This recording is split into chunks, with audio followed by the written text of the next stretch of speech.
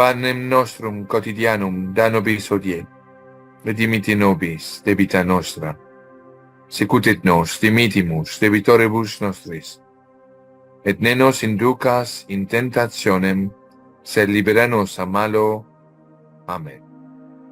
Señor, en esta noche invocamos su sacratísima sangre sobre Emmanuel, sobre su emisión de esta noche, sobre los propósitos que vamos a discutir, pidiendo, rogando, implorando su protección a través de su sacratísima sangre sobre esta emisión, para prohibir al enemigo de Dios de hacer una intrusión en esta emisión, de hacer cualquier tipo de sabotaje y de ayudarnos en mantener un discurso recto, fiel a la verdad y sin ningún tipo de distorsión influenciada por su enemigo. Por eso, invocando su sacratísima sangre, le rogamos en el nombre del Padre, y del Hijo, y del Espíritu Santo. Amén. Bien. Hermano Javier, una de las profecías que parece que nos estuviera hablando en este tiempo, que se está cumpliendo a la perfección, es la profecía de Nuestra Señora de la Salette. El día de hoy nos vienes a contar unos secretos que no se sabía de Nuestra Señora de Salette y que son importantes para este tiempo, porque muy aparte de las profecías que ya se están cumpliendo, tenemos estos secretos. A mí, de las profecías que ya conocemos, de las 33, me gusta la profecía número 2 y la 5, donde dice: los sacerdotes, ministros de mi Hijo, los sacerdotes por su mala vida, por su irreverencia y por su impiedad, al celebrar los santos misterios, por amor al dinero, por amor del honor y de los placeres, los sacerdotes se han transformado en cloacas de impureza. Y también cuando dice en la profecía número 5, los jefes, los conductores del pueblo de Dios han descuidado la oración y la penitencia, y el demonio ha oscurecido sus inteligencias. Es como si nuestra madre nos estuviera hablando de lo que está pasando la iglesia en el tiempo de hoy, hermano Javier. Efectivamente, es pura verdad. Y hay que entender bien el contexto del tiempo. Estos secretos de la Salette, es bueno de saber que aún el dicasterio de la doctrina de la fe en el Vaticano han formalmente aprobado el lugar de aparición de la Salette, declarándolo digno de creencia y también a la vez digno de culto, ¿no? Ha sido igualmente aprobado por su arzobispo local, el arzobispo de la ciudad de Grenoble, en Francia, ¿no? Y sin embargo, y eso es lo que es absolutamente increíble, y una de las razones por qué yo escribí este libro, el arzobispo de Grenoble puso todos estos secretos de la Salette en una caja de hierro que puso con una fisela, atado, el sello del arzobispado de Grenoble, y la ordenó que sea enviada en las profundidades de la librería del Vaticano con un solo motivo: que se pierde. Para que estos secretos que vamos a discutir esta noche nunca sean conocidos. Los cínicos dirían que por coincidencia, ¿no? Mientras que los fieles dirán que es por divina providencia, esta caja fue encontrada por accidente, o sea, por providencia, por un sacerdote francés que se llama el reverendo padre Cortville, en 1999, ¿no? En las librerías del Vaticano. Cuando de repente encontró esa caja con la fisela, deshizo la fisela y encontró los secretos de la Salette finalmente encontrados. Lo enseguida puso la caja bajo su brazo, salió y fue a ver inmediatamente el prefecto de la congregación de la fe, que en el tiempo, en 1999, era todavía su eminencia el cardenal Giuseppe Ratzinger, futuro Papa Benedicto XVI. ¿De acuerdo? Bueno, enseguida cuando leyeron los secretos finalmente encontrados, el cardenal puso su imprimatur y se tradujo en todas las lenguas del mundo entero, ¿no? Se dijo que aún era la lectura favorita, la lectura de noche de su santidad el Papa Juan Pablo II. ¿Qué dicen esos secretos? Ha sido solamente una aparición y lo que reveló es de una gravedad sin nombre. Vamos a empezar. Recuérdense que la aparición de la Salette tuvo lugar, si no me equivoco, el 19 de septiembre del 1846, si mi memoria es correcta. Y ahí la Virgen apareció solamente una sola vez. A Maximin Giraud y a Mélanie Calvin, dos pequeños niños pastorcitos de vacas en las montañas entre Francia e Italia. Entonces en ese momento la Virgen les apareció primero como una bola de luz y después la bola se dibujó con el perfil de una mujer que llevaba una corona y las manos en la cara, sentada en lo que se llama un paradis. Un paradis es una casita hecha de piedras por los niños locales, ¿no? Pero paradis en francés quiere decir paraíso. Y estaba sentada ahí llorando con sus manos encima del paradis. De repente los niños se acercan, están completamente hipnotizados por la belleza de lo que estaban mirando. Y de repente cuando los niños se acercan, esa señora de repente se levanta y pone sus manos adentro de sus mangas y mira con ojos muy, muy tristes, llevando un crucifijo, pero el corpus parecía vivo, se movía en la cruz y tenía dos cadenas que cruzaban su pecho, ¿no? Las manos en sus mangas, y empezó a hablar a los niños para revelar un mensaje que podía ser público para el pueblo local, y también después la Virgen María se dirigió primero a Mélanie Calvin, la niña, y empezó a revelarle secretos. Pero mientras que lo hacía, el pequeño Maximin Giraud no podía oír ni la señora hablar, ni Mélanie contestar, pero veía sus labios moverse. Después de haber revelado ese secreto a Mélanie Calvin, la Virgen se dirigió al pequeño Maximin Giraud y empezó a revelarle también secretos y la instrucción de una misión que tenía que hacer. Ustedes van a entender en un momento. De repente, la Virgen pidió a los niños de revelar todo al arzobispo y de rezar, conversión. Después se volvió en una bola de luz y desapareció volando en dirección del oeste. Bueno, esos secretos, después de varios años de estudios, la Iglesia declaró, aunque que ha sido increíble, usted solamente mencionó dos de los más tibios de los secretos. Los que vamos a discutir ahora son espantosos.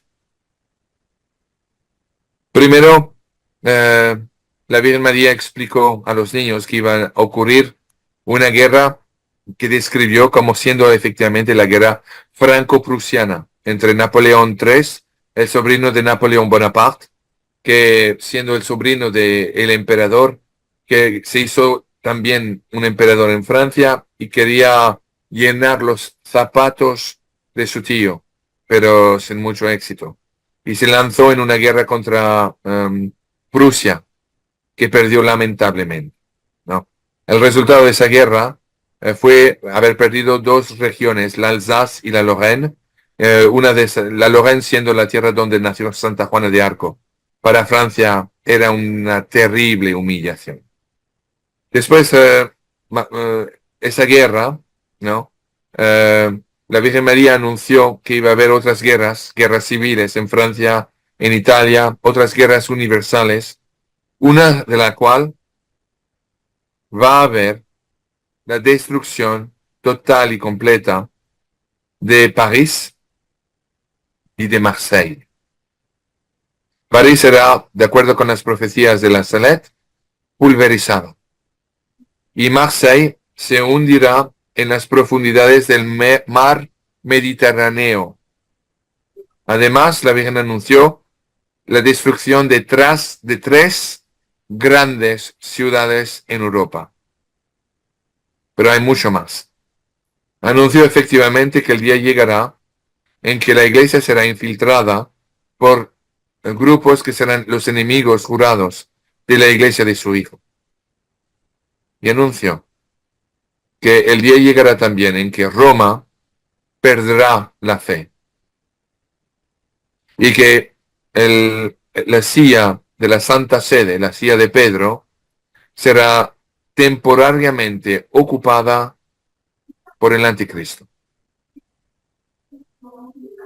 Nuevamente, vuelvo a repetir, esta aparición ha sido por muchos años estudiada por eclesiásticos, teólogos de la Iglesia del Vaticano, ¿no? Y ha sido formalmente aprobada, tanto por el Vaticano que por el arzobispo local.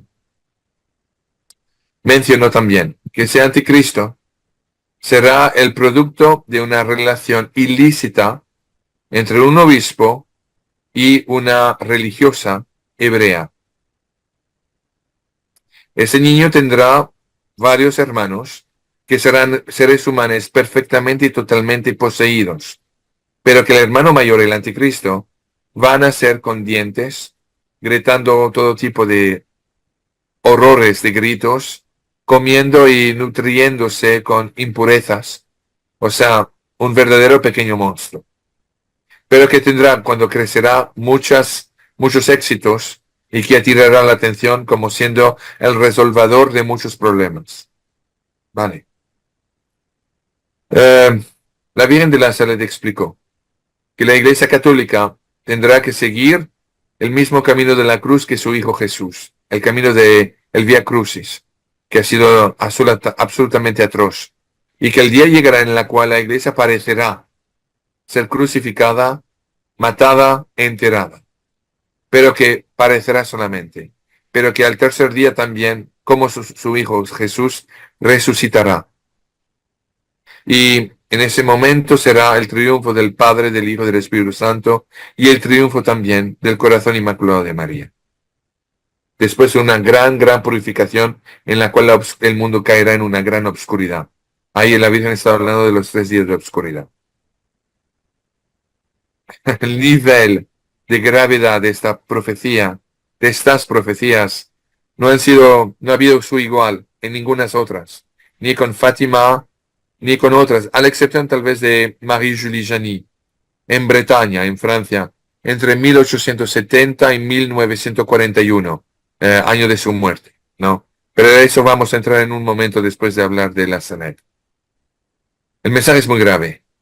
Roma va a caer, Roma va a perder su fe, va a haber una nueva iglesia que va a venir de lo que parecerá ser las cenizas de la Iglesia Católica, una falsa doctrina aparecerá, y un anticristo se sentará en el trono de Pedro. Hermano Javier, ¿será por la gravedad de estos mensajes que se mantuvieron ocultos por bastante tiempo? Claro, por varias razones. La primera, porque ahí el mensaje del cielo a través de la Virgen María no pone en buena luz la Iglesia Católica Romana y Apostólica, todo en el contrario, está anunciando un anticristo en la cabeza de esta iglesia. Por supuesto que no era conveniente para las autoridades políticas de la iglesia de que eso se sepa, ¿no? Segundo, es el asunto del rey de Francia, donde el cual, por ejemplo, ahí, Francia en el tiempo era una república, y la noción que la monarquía iba a regresar a Francia tampoco era una verdad buena a escuchar, especialmente en un gobierno lleno y relleno de masones, ¿no? Que son los enemigos jurados de la Iglesia Católica. Por eso, todo eso fue una combinación de cosas que hizo el arzobispo de Grenoble, tomar la decisión de poner todo en una caja de acero y de enviarlo directamente al Vaticano. Hermano Javier, las profecías también narran de la llegada de un gran monarca. Sí. Los dos niños antes todavía que fueron aprobados, hicieron cada uno una carta para el Papa, ¿no? Y en esa carta les explicaron que el día llegará en el cual efectivamente un gran rey pondrá orden en el continente europeo y volverá a poner la iglesia en sus pies. Que ese gran rey francés será un directo descendiente de los reyes mártires de Francia. Ahora, todos los pequeños franceses que han estudiado los libros de historia saben que los reyes martirios eran Luis XVI y su Alteza Marie Antoinette, ¿no? Que fueron decapitados por la guillotina. Bueno, ahí es una inmensa revelación, Manuel. Le explico porque desde 1793 hasta hoy en día no paró en el gran debate qué pasó con el hijo de Luis XVI y de Marie Antoinette, Luis XVII, ¿no? Que fue un niño de 10 años y que pusieron en el cárcel que se llamaba el templo, increíblemente. Era una desgracia, pero no podían guillotinar un nene, un niño, un bebé de 10 años. Era injustificable. Entonces lo pusieron supuestamente en el cárcel para que se muera de una enfermedad, infección, de lo que sea. Y efectivamente encontraron, y eso es lo que los libros de historia nos enseñan, un cadáver en la célula del cárcel donde lo pusieron. Lo que muy poca gente sabe es que hubieron millones de libros escritos sobre este asunto desde casi ahora, desde más de 2 siglos. Y lo que no se sabe es que históricamente hablando, el cadáver que encontraron adentro de la célula del cárcel no era el cadáver de un niño de 10 años, pero el cadáver de un adolescente de por lo menos 14 años, ¿no? Y entonces, ahora y cuando llamaron para hacer una autopsia al doctor que se ocupaba del niño y que además se encariñó de él, ¿no? Ese hombre dijo, yo no voy a mentir, voy a decir la verdad. De repente desapareció, no dio nunca más un signo de vida. Qué conveniente, ¿no? En fin, y ahora en 1846, un medio siglo después, la Virgen aparece a esos pastorcitos para decirles que efectivamente el rey sobrevivió, fue rescatado y el cuerpo de un niño, de un joven adolescente que era mudo, fue puesto al lugar del pequeño príncipe de Francia, le Dauphin. Eso era uno de los grandes secretos de la Sanet. Eso fue sellado. Y finalmente, unos años después de la guerra franco-prusiana que yo acabo de mencionarles, Máxima llevó el niño, ya que era hombre. Como os le mencioné, se recordó de la misión que la Virgen de las Montañas de la Salette le había dado. Su misión era de ir a ver el heredero de la corona de Francia que vivía en exilio en Austria. Hay que entender nuevamente el contexto histórico del tiempo. Después al fin de la guerra con Prusia y el desastre que nos costó 2 grandes regiones en Francia, Napoleón III, por humillación, que había sido capturado durante la guerra además y hecho prisionero, no quiso regresar humillado en Francia, se fue a Londres, en Inglaterra, en exilio. Entonces, con su esposa Eugénie, la emperatriz. En ese momento, el pueblo francés y el nuevo gobierno francés trataron de poner orden en Francia, haciendo nuevas elecciones y volvieron a la República. Y lo que sucedió era que la inmensa mayoría de los diputados el cuarto del Parlamento eran monarquistas. Y entonces quisieron todos ellos regresar a la restauración de una nueva monarquía, ¿no? El descendiente, el más cercano, era el sobrino de Luis XVI, que era el conde de Chambord, que era un hombre ejemplar, Emmanuel. Era un católico practicante, amoroso de Dios, enamorado de la Virgen María como su madre y de la Iglesia Católica, ejemplar. Pero vivía en exilio en Austria, en el castillo del Falstaff. Entonces, de repente, un comité de diputados nuevamente elegidos tomaron el tren, fueron a Austria y encontraron el conde y le ofrecieron la corona y el trono nuevamente, el cual el conde aceptó con entusiasmo. Dijo, "Ah, por supuesto que sí, sería un honor finalmente restaurar el reino de Francia. Usted puede regresar a Francia con la promesa de regresar unas semanas después con un papeleo que había que llenar. Mientras tanto, Maxime Giraud pidió a través de amigos en común entre él y el conde de Chambord una cita con él.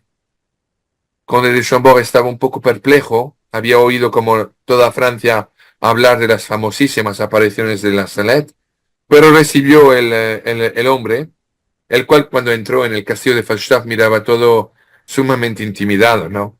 Como se puede imaginar. Y cuando entró en el salón, encontró al conde de Chambord con su mejor amigo, el conde de Vincennes, que también actuaba como su secretario personal. En ese momento los tres hombres se sentaron y enseguida Maximin Giraud dijo al conde de Chambord, su gracia, lo lamento, pero no puedo revelarle el secreto que Nuestra Señora me dio para usted en frente de testigos. Tengo que decírselo en privado.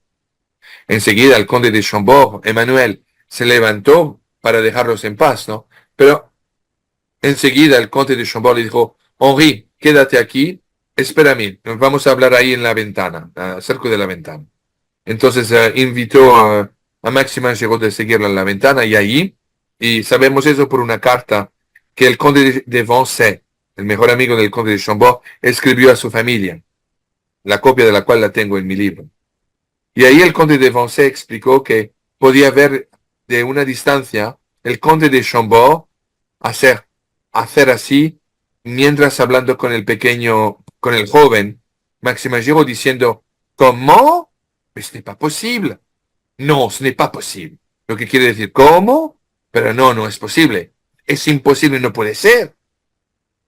Y el conde de Chambord, que era un hombre bastante flegmático, se podía ver que se volvía con los ojos rojos y estaba empezando a tragar sus lágrimas.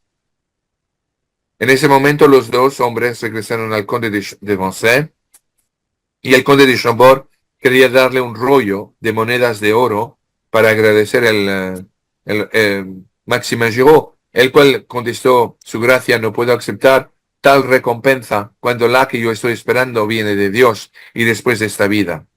Entonces el conde de Chambord solamente le convenció de aceptar el dinero de un billete de tren entre Austria a Francia para que pueda regresar sin problemas. Así lo pasó.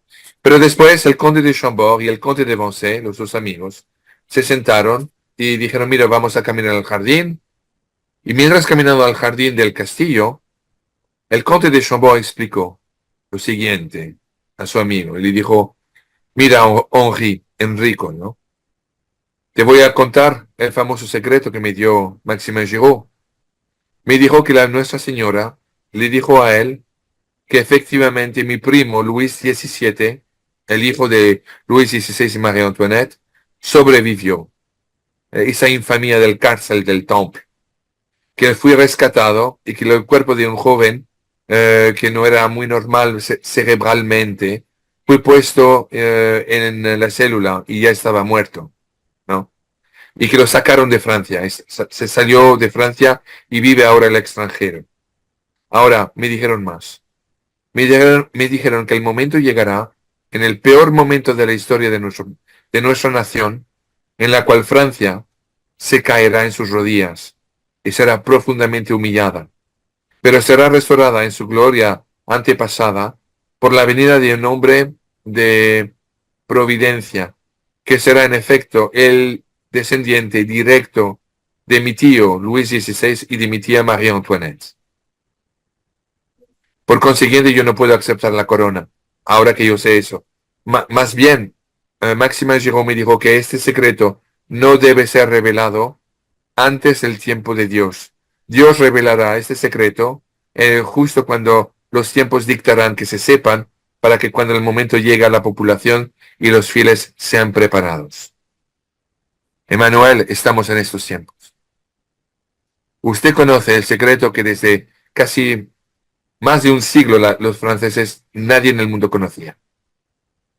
Entonces, cuando el comité de diputados elegidos regresaron con el papelero para que sean firmados, el conde de Chambord estaba enfrente de una verdadera grave situación. No podía aceptar la corona, pero no podía dar explicación tampoco, era un secreto. Entonces tenía que encontrar un pretexto que iba a torpear todo este asunto. Y llegó con un concepto que puede parecer tonto, pero muy eficaz. Cuando el comité llegó a Falstaff, le presentaron la papelería y el conde les dijo: Messieurs, no puedo firmar todavía antes que una condición absolutamente indispensable sea acordada entre nosotros, Messieurs.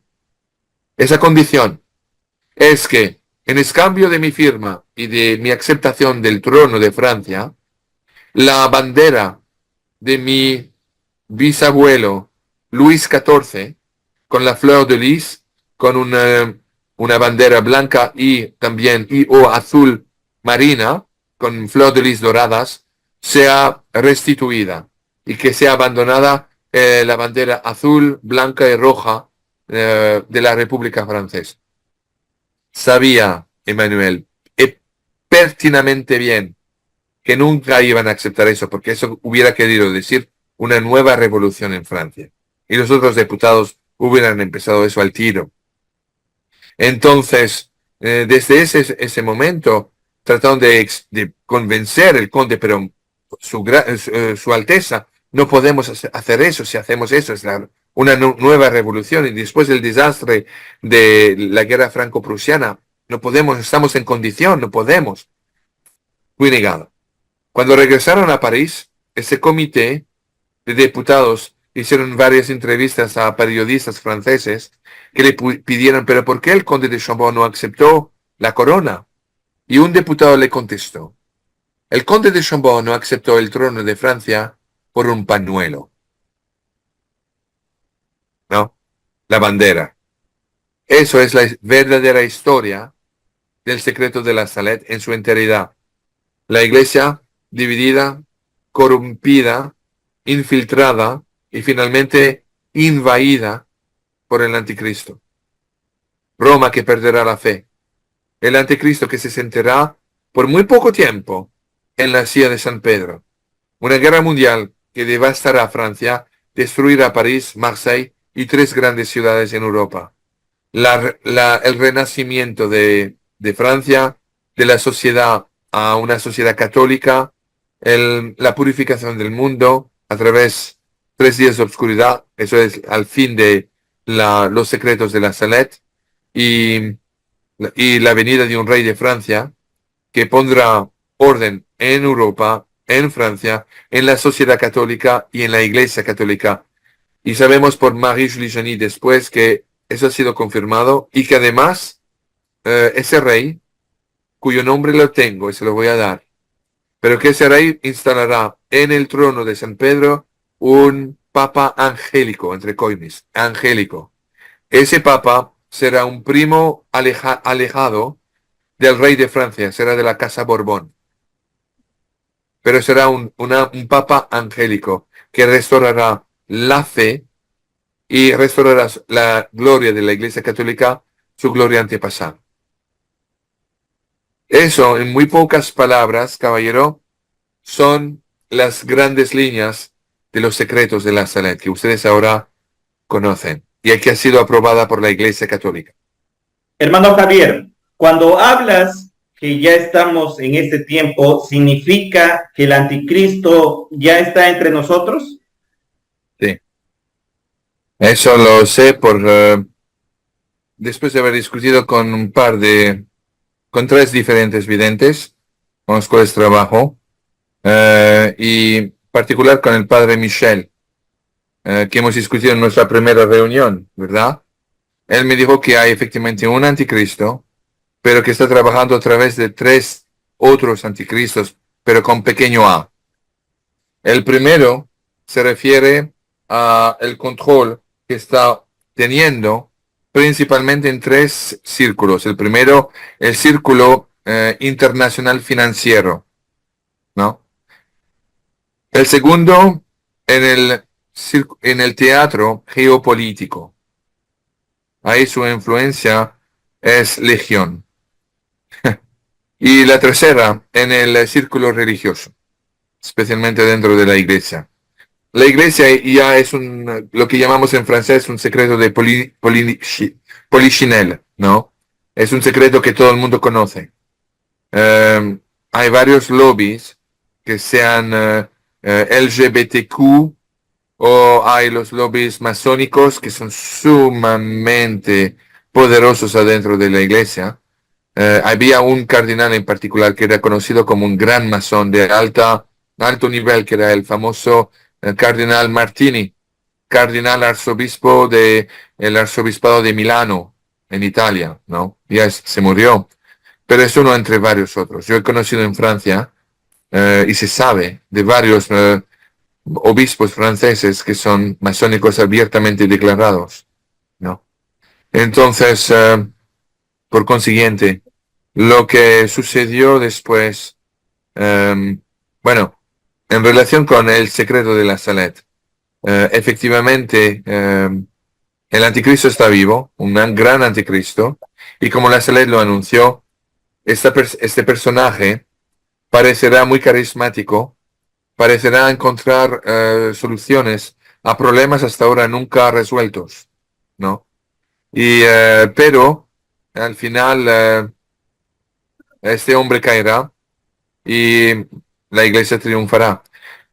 Los detalles de lo que va a suceder van a ser más amplios, más detallados con las apariciones y las profecías de Marie-Julie Janin. Que lo vamos a tocar. Hermano Javier, cuando hablas de que el anticristo en la profecía de la Salette toma el sillón de Pedro, ¿significa que él llega por la vía regular o es que destrona y saca al que está en ese momento? Difícil de decir. Eso la Salette no lo explica.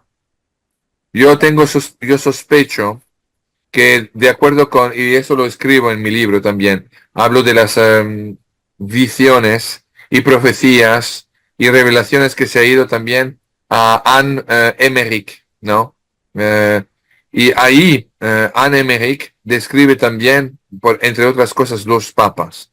Y envisiona también lo que va a suceder en la iglesia, una nueva iglesia que va a salir de la iglesia que conocemos hoy. Una iglesia que tendrá, y eso el Padre Michel lo confirma también, de acuerdo con las revelaciones que Dios Padre le hizo, mencionó que llegará el momento en que la Iglesia Católica que conocemos hoy tratará de expandir su dominio y en la creación de una nueva iglesia que tendrá por ambición de reunir bajo un solo y mismo techo todos los hijos de Dios, ¿no? Con cualquier tipo de creencia, judíos, musulmanes, también paganos, y bajo la noción que catolicismo, la palabra católico, quiere decir universal, y que van a tratar de reunir todas esas fees, todos esos credos, creencias, bajo un mismo techo, y que la liturgia que será utilizada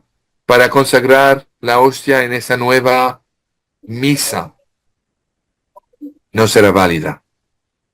Será una misa que será inválida y que de facto, tratando de reunir los paganos, los no católicos, bajo ese techo, harán demasiados compromisos que no convertirán a los paganos al verdadero camino de la salvación, que son las enseñanzas de los evangelios por nuestro Señor Jesucristo y el dogma de la fe, pero que en efecto cambiará la Iglesia Católica para adaptarse a las otras creencias. Entonces, eso es lo que sucederá. Esta nueva iglesia va a crecer, pero la iglesia que conocemos hoy va a sobrevivir, pero va a sobrevivir como en los tiempos de los catacumbas. La misa será celebrada en secreto y habrá mucha cantidad de sacerdotes que celebrarán escondidos, protegidos por los fieles, pero la iglesia sobrevivirá y resucitará, como nuestro Señor Jesucristo, Él mismo lo hizo. Esas son las profecías. Muy bien, gracias hermano Javier por habernos explicado las profecías de la Salet, algo resumido, pero muy importante. Queridos hermanos, si quieren más detalles sobre todo lo que nos está contando el hermano Javier, les recomiendo el libro Revelaciones, que es muy enriquecedor, donde ustedes podrán alimentarse realmente de las profecías de nuestra madre. Ahí está nuestro hermano Javier. El libro, hermano, lo pueden conseguir en Amazon, si no me equivoco, ¿no? Sí, y les tengo noticias sobre el asunto. Se ha cruzado estas 3 últimas semanas el hierro con, como dicen ustedes, yo creo que los peruanos dicen, con esta gentuza de ingleses, Austin Macaulay, que me publicaron mi libro. Me tienen, como dicen vuestros hermanos argentinos, me tienen podrido, porque de verdad me han hecho un escándalo. Lo que me hicieron, publicaron el libro con mi traducción castellana, pero con una letra chiquitita, hicieron un error de ordinador, ¿vale? Y con eso publicaron cantidad de libros con unas letras tan chiquititas que hay que hacer miopia para mirar eso con lupa, ¿no? Era un sabotaje, o sea, no era sabotaje, pero casi. Yo me enojé enormemente hasta el punto de amenazarles de cease and desist, porque ya era suficiente, nos rompió un montón de momentum. Entonces finalmente se disculparon, nos pidieron perdón y me dijeron de decirles, sabían que esta noche tendríamos ese show, que el asunto ha sido arreglado y que todos los que ya han comprado un libro malo, con esa pequeña letra, se pueden comunicar nuevamente a Austin Macaulay o a Amazon, donde entre paréntesis Amazon va a tener un parágrafo que va a decir que efectivamente lo lamentan por el error y ustedes podrán ordenar un otro libro que les será vendido, o sea, gratis y les será enviado gratis. Entonces, están tratando de reparar porque les he dicho que ya han perdido el libro en francés y en italiano que estoy haciendo traducir y están sumamente miedosos de perder este libro porque ha tocado una cantidad increíble de corazones en el mundo. Pero ellos no ven eso así, ellos ven la cuestión plata. En fin, la cosa es que está arreglado, ustedes pueden obtener el libro de esa manera. Bueno, para mí Lo que como el hermano solamente... Javier se refiere es que muchos han mostrado su disconformidad porque han comprado el libro y ha venido con una letra muy chiquita. Pero el hermano Javier nos está comunicando que eso ya se solucionó y a partir de este momento ya pueden conseguirlo con una letra de acorde más leíble para todos ustedes. Y los que han conseguido esa letra chiquitita pueden, como dice el hermano Javier, hacer el cambio completamente gratis para que les llegue el libro de buena calidad. ¿No es así? Usted lo dijo perfectamente bien. Y entre paréntesis, os quería decir a vuestros telespectadores que me perdonen por mi español. Estoy tratando lo mejor que puedo de hablar bien, pero a veces hay expresiones que utilizo que no se utilizan correctamente. Es que en mi cabeza, y les ruego vuestra indulgencia, estoy continuamente pensando en francés y mientras que digo una palabra, mi cerebro piensa la próxima a decir en español. Y estoy hablando un español sumamente francesizado que me imagino en varias oportunidades es incorrecto o la interpretación es mal. Les ruego perdón. Ruego vuestra indulgencia. Tengo solamente las mejores intenciones. Perdón. Bien, hermano Javier, muchas gracias. Y a ustedes, queridos hermanos, no duden en compartir el video para que el mensaje llegue a más personas. Que Dios me lo bendiga. Cuídense.